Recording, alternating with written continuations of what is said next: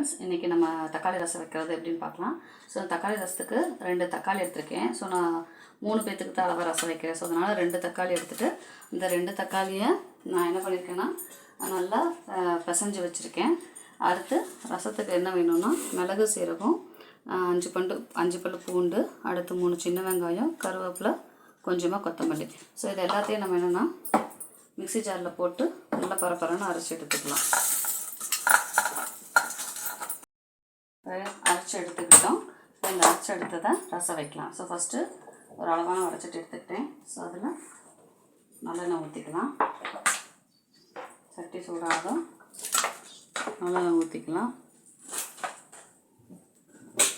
நல்லெண்ணெய் ஊற்றிட்டு எண்ணெய் வந்து சூடாகட்டும். எண்ணெய் இப்போ சூடாகிடுச்சா? ஸோ சூடானதும் கொஞ்சமாக கடுகு உளுந்தம் பருப்பு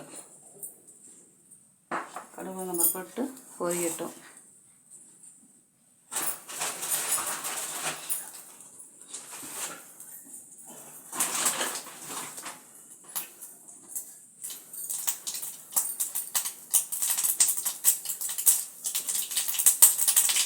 கடுகு கொஞ்சம் பொரிச்சதும் கருவேப்பிலை, ஒரே ஒரு வரமிளகா. நான் பிச்சு போட மாட்டேன், காரம் குழம்புல ரசத்தில் இறக்கிட்டால் குழந்தைகளுக்கு காரமாக இருக்கும்னு.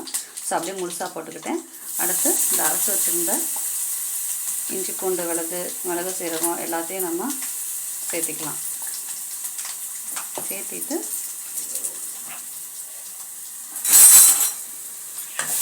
ஒரு வதக்கிக்கலாம். ஸோ வதக்குனதும் நம்ம கரைச்சி வச்சுருக்க தக்காளியை இதில் சேர்த்துக்கலாம். சேர்த்துட்டு அதுக்கு தேவையான அளவு தண்ணியும் ஆட் பண்ணிக்கலாம்.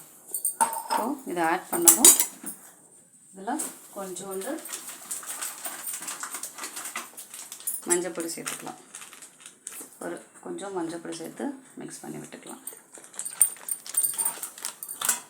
அடுத்து உப்பு, ரசத்துக்கு தேவையான உப்பு போட்டுட்டு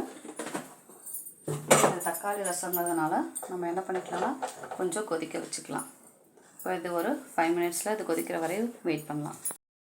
மரக்கோடி வருது. இப்போது நம்ம கொஞ்சம் இது சேர்த்துக்கலாம், பெருங்காயம் சேர்த்துட்டு மரக்கோடுது லேசாக கொதிக்கிற ஸ்டேஜ் வரும். இது நம்ம தக்காளி ரசங்கிறதால் லேசாக கொதித்தாலும் நல்லா தான் இருக்கும். மிக்ஸ் பண்ணி